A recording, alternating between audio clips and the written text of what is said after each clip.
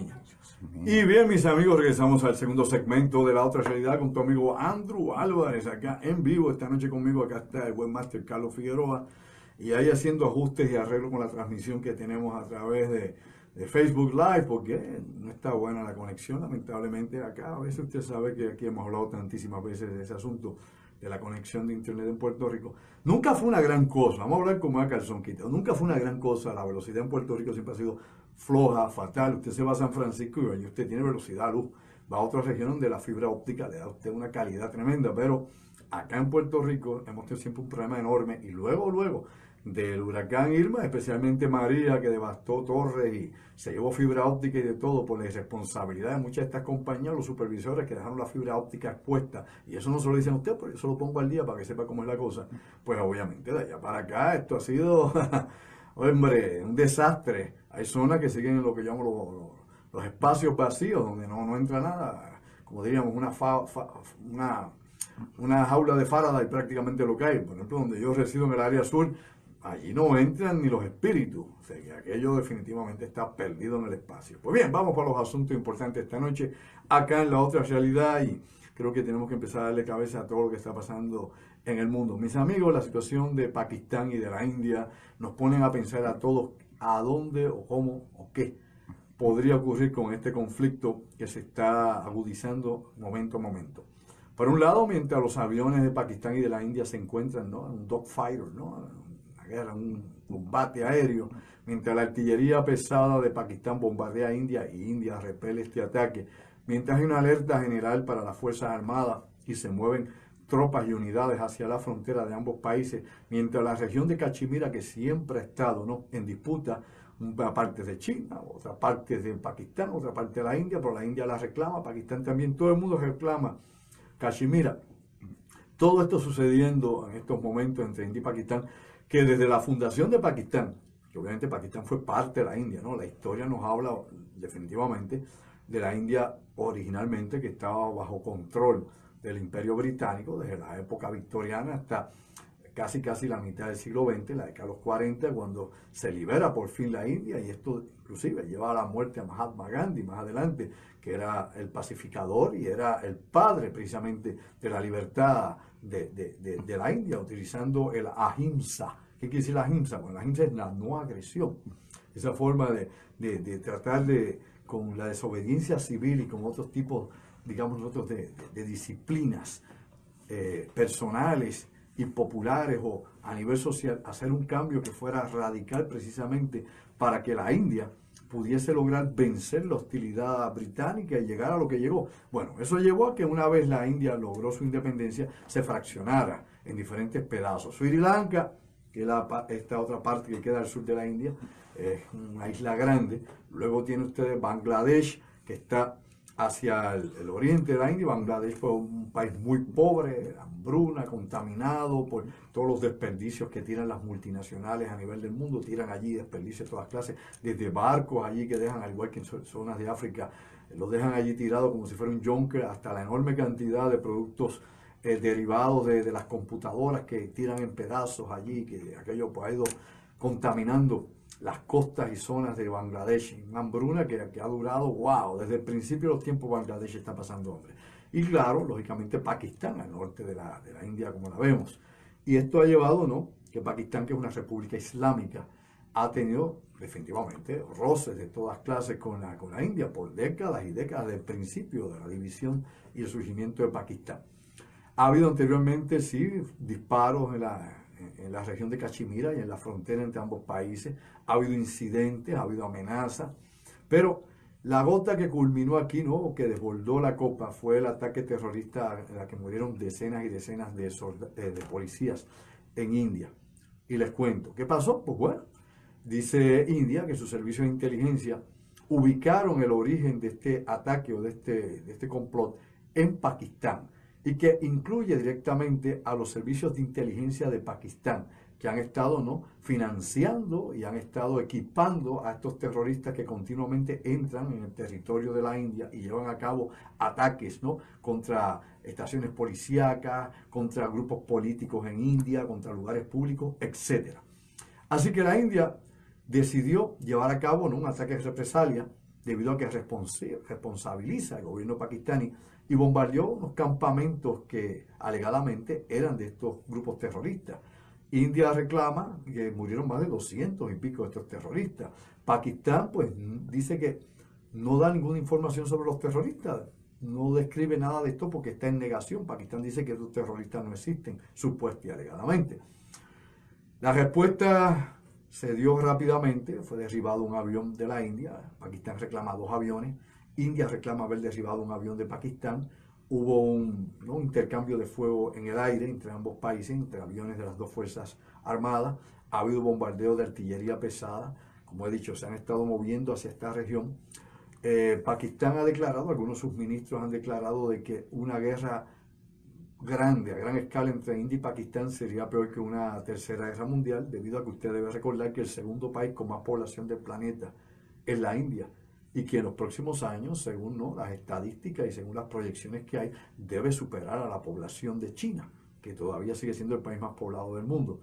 Pero por otro lado, Pakistán no se queda atrás, también Pakistán está densamente poblado, por lo que un bombardeo intenso de ambas partes, sin utilizar incluso sus armas nucleares, porque ambas son potencias nucleares, producirían miles y miles y miles y miles de muertos, de civiles, no necesariamente militares, sino de civiles que, como siempre en todas las guerras, son los que sufren, son los que están como carne cañón, lamentablemente, mientras los que pelean no dan el frente, mientras los que pelean ordenan a sus ejércitos, a sus jóvenes ir a la muerte, y los civiles que están en medio del conflicto son los que pagan con sus vidas, no con su dolor y con todo lo que trae la guerra. Porque aunque la historia de la humanidad lo que describe es la guerra, pues no hay duda, lamentablemente, que la guerra lo que hace es desangrar la humanidad.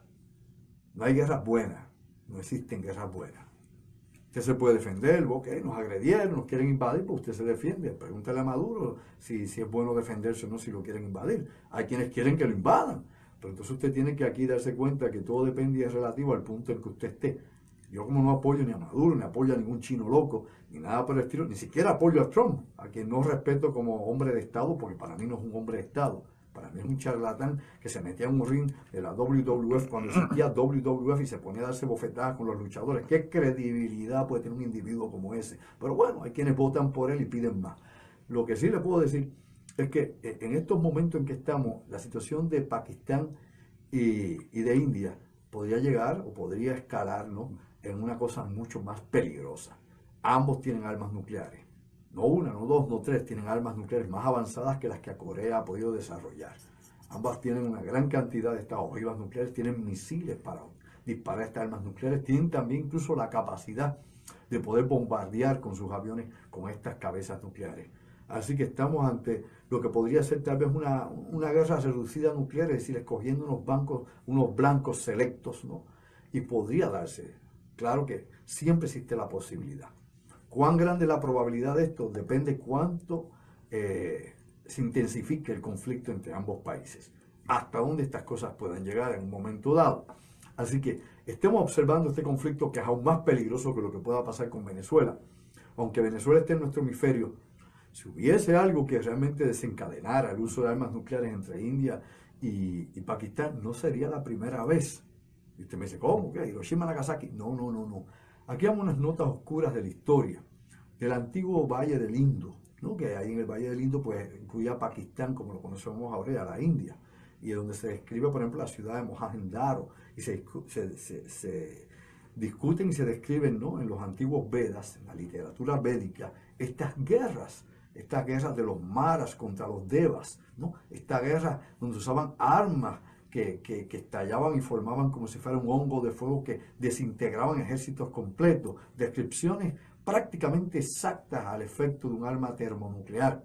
Y que gente tan brillante como Oppenheimer, ¿no?, que dirigió el proyecto Manhattan, leía, porque él hablaba sánscrito y leía sánscrito, y leía el Mahabharata, leía el Bhagavatam, leía el Bhagavad Gita, leía todos estos libros de la literatura védica religiosa, y estaba convencido de que las armas nucleares se habían utilizado en la antigüedad. Digo, un hombre del nivel intelectual de Oppenheimer, no es Tito el Bambino, ni Chuito aquel, ni Bad Bunny. Estamos hablando de una de las cabezas más brillantes del siglo XX, aparte de Einstein.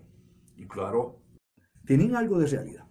Hallazgos que hicieron, por ejemplo, arqueólogos rusos Mohenjo-Daro, zonas de Mohenjo-Daro que había radiación de fondo mucho más alta que la que hay en cualquier otra parte del planeta, que debería ser normal. Así que había una anomalía aerorradiactiva en la zona de Mohenjo-Daro y en Pakistán, que tal vez era compatible con que, pues con una bomba, por ejemplo, de fisión nuclear en algún momento. Por otro lado, encontramos tectita.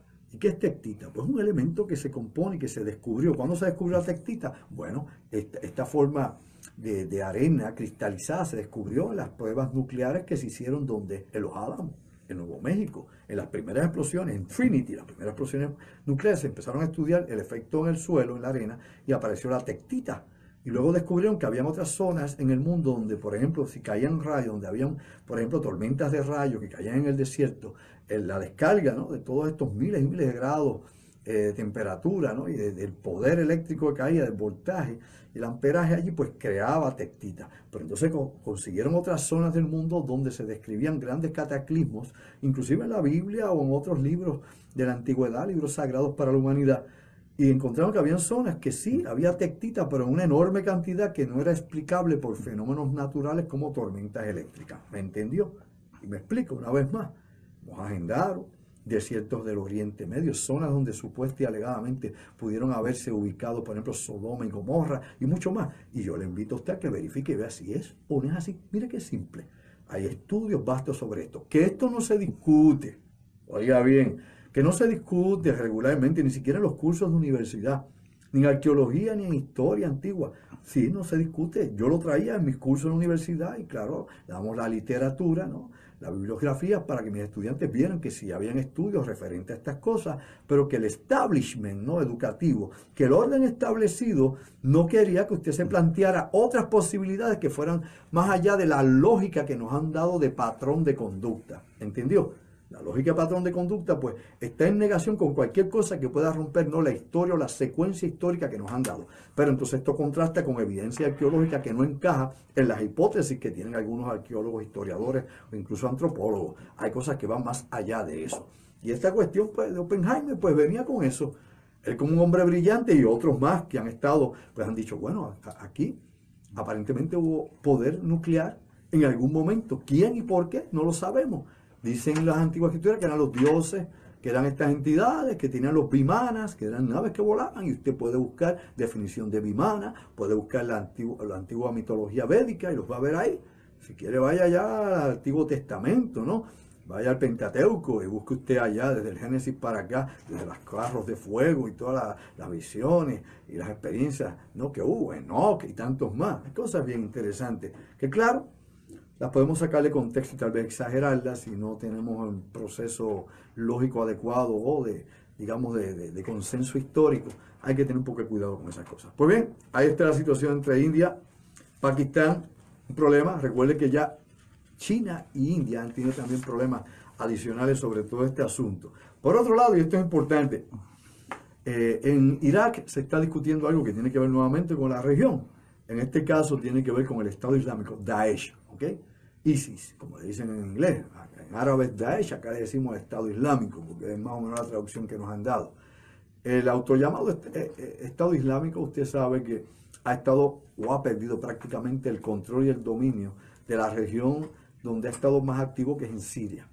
En Irak también ha sido desplazado, aunque se dice que hay zonas de Irak que todavía siguen activo el Estado Islámico. Sabemos, hemos hablado anteriormente en este programa, que también el Estado Islámico ha incursionado en Afganistán, que ha tenido incluso encuentros violentos con el Talibán, y que a estas alturas han tratado alegadamente, ¿no?, y esto se lo traigo como se ha hablado y lo que ha dicho, por ejemplo, la inteligencia rusa, que ha dicho que desde hace meses que el Estado Islámico ha estado en conversaciones y negociaciones con Al-Qaeda para fundir ambas organizaciones bajo un mismo control porque tienen fines similares.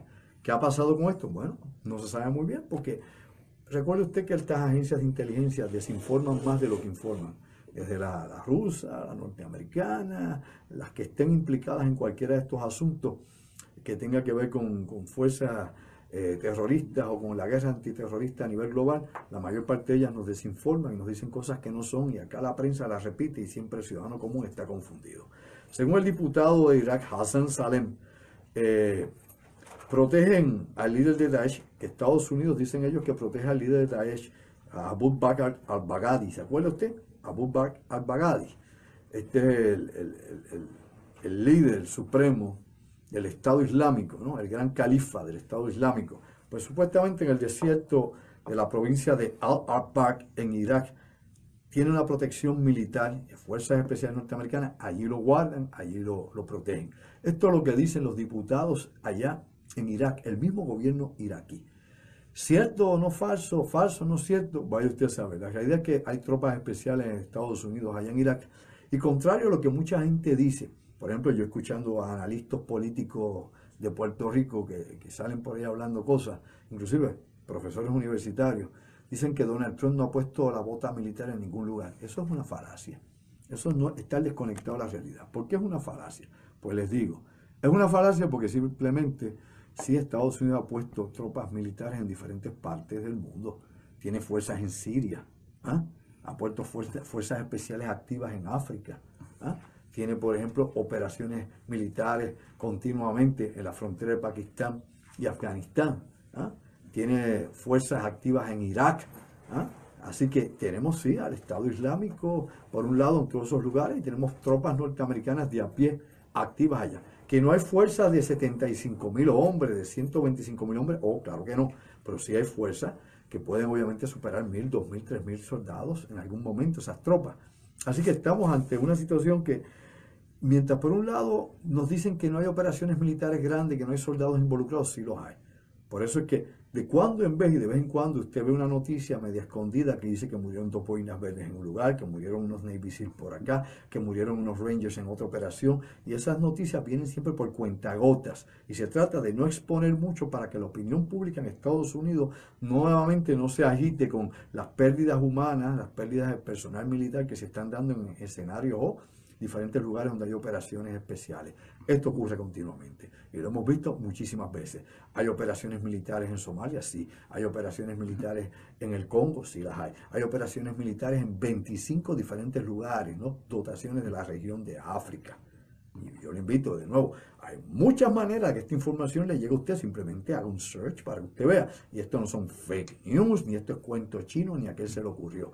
Simplemente que la gente no busque información porque en Puerto Rico tenemos un insularismo mediático e incluso en los Estados Unidos tienen una selección, ¿no?, editorial de qué cosas le dan a la población. Lo menos que le dan a Estados Unidos a la población es información de lo que pasa en el mundo. Simplemente es una línea editorial que siempre va de acuerdo al Estado. ¿Qué ocurre en Rusia? En Rusia es peor. ¿Por qué? Porque Sputnik, por ejemplo, ¿no?, por un lado RT y otras más, simplemente son simplemente son vocales del gobierno ruso, del Kremlin, de Vladimir Putin. Jamás, y lo he dicho yo aquí tantísimas veces, jamás, y yo reto a quien quiera, cuando sea, como guste, búsqueme un solo comentario negativo, despectivo, en cualquiera de los medios de noticias rusos contra Vladimir Putin. Uno y me cae, uno, vamos. Empieza a buscar. A ver si encuentra alguno en RT, en Sputnik o en Spen TV. Ninguno, jamás lo va a encontrar porque todos son ¿qué? Vocales precisamente de qué? Del gobierno ruso y Vladimir Putin, donde es un héroe, donde es, qué sé yo, Iron Man es un nene de diente de leche al lado de él allí. O sea, Superman es un nene de teta. O sea, ninguno de ellos puede competir con Vladimir Putin, el macharrán ruso. Por otro lado, usted puede buscar Anur TV y Anur TV pues siempre va a tener un enfoque específico siempre en contra de Occidente. Busque una sola cosa a favor de Occidente de Anur TV, hágalo. O de cualquier otras estaciones que puedan estar en todas las regiones del mundo que vienen ya con una línea editorial. Por ende, usted tiene Fox, tiene CNN, ¿no?, BBC de Londres, las que usted guste. Cada una de ellas tiene una línea editorial ideológica y económica que representa los grandes intereses del país que son sede, ¿no?, del país donde surge este medio de comunicación, este network. Así que la gente, yo los veo por ahí jurando, cortándose las venas, que si RT, no, que si Fox News, por favor, eso es baratex. O sea, todo ese tipo de discusión balalí. Es muy difícil buscar información sobre todas estas cosas. Hay que saber armar el rompecabezas, y lo he dicho tantísimas veces en este programa y lo vuelvo a expresar por enésima vez. Mi amigo y mi amiga, yo tengo acceso a la misma información que usted tiene. La diferencia aquí es cómo usted monta el muñeco, cómo usted monta el aparato, cómo usted hace un mapa de información para ver la realidad. Es diferente a ver cómo es la lógica que usted utiliza y cuál es el método que usted tiene para extraer información y leer entre líneas. Si usted no puede ensamblarlo, usted está como el resto de la gente, como el ganado, como la granja humana en que estamos todos, donde nos manipulan y usted cree que sabe de lo que no sabe. Y por eso las cosas que ocurren nunca concuerdan exactamente con la información que le dieron a usted y con lo que se publica. Así que uno tiene que saber armar ese rompecabezas para ver la realidad, el mapa de la realidad en donde uno se está desenvolviendo, que es en este mundo. ¿Qué pasa? Yo los uso a todos ellos. Fox, CNN, RT, Anur TV, todo el que aparezca por ahí. Todos ellos. Cualquiera de ellos. Los medios de noticias de Qatar, etcétera. Todos los que aparecen. Simple y llanamente. ¿Por qué? Porque en todos ellos hay un extracto de lo que sí está pasando. Hay un extracto. Pero entonces, unos te tiran un pedazo y otros te tiran otro. Usted tiene que saber filtrar y unir las piezas, pero eso es un rompecabezas, ¿lo entendió? Es lo que hay, esa es la lógica. Entonces lo puede ir ensamblando con la información que uno y otro da. Hay gente que siempre busca, por ejemplo, a periodistas independientes y juran que esos son santos de la caridad, que esos muchachos jamás han pecado, que eso, olvídate, el Espíritu Santo encarnado. Hombre, no. Hay una gran cantidad de estos disque periodistas independientes que tienen, obviamente, están en una nómina particular ya de unos intereses políticos tras bastidores, es decir, por la puerta de atrás, por el backdoor. Aquí uno tiene nuevamente de esa gente también ver qué uno coge. Hay muchas cosas corriendo. La mayoría de ellas, cuando usted las pone, hace un consenso de toda la información en la internet y en las diferentes plataformas o en la prensa regular, sea frecuencia radio, televisión, prensa escrita, etcétera, lo que usted busque. Se da cuenta que todas ellas están diseñadas y hechas con un patrón para que usted siempre siga cayendo en la misma cosa. Es decir, nunca preguntarse el porqué del porqué. Que usted se va a satisfacer con la falta de información. Sí, oiga y oiga bien. Usted se satisface con la falta de información, con los vacíos de información. Meramente le tiran unas cosas, igual que las teorías de conspiración que yo aquí muchas veces he discutido. Y me explico. Las teorías de conspiración, mientras más teoría de conspiración hay sobre algo, un evento en particular, menos posibilidades hay de tener evidencia, ¿no?